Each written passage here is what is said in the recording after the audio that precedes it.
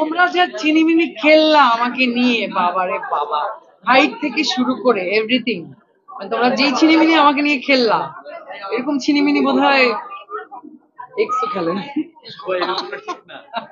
হইচইয়ের অমিতাভ রেজার সাথে, সেটা নিয়ে অবশ্যই সেটা রিলিজ হবে সামনে, মানে 2025-এ।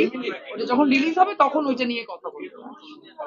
নতুন বছরে পর্দায় আসছে, সংসারে সুখ আসবে, সংসারে শান্তি আসবে, নতুন বছরে আরো সুখ আসবে, আরো শান্তি আসবে, আরো পয়সা। হ্যাঁ, এখন প্রেজেন্টে আমরা এক্সে যাবো না, আমরা এখন প্রেজেন্টে আছি।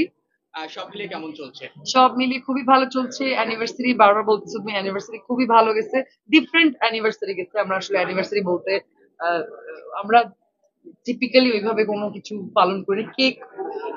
কেকও বোধহয় কাটি নাই।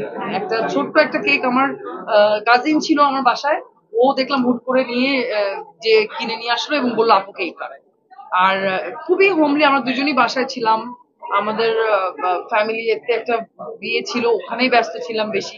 এই জন্য আসলে অ্যানিভার্সারিতে আমরা ওরকম কোথাও যাই নাই, এমনি বাসায় ছিলাম, মজাই করছি, অনেক মজা।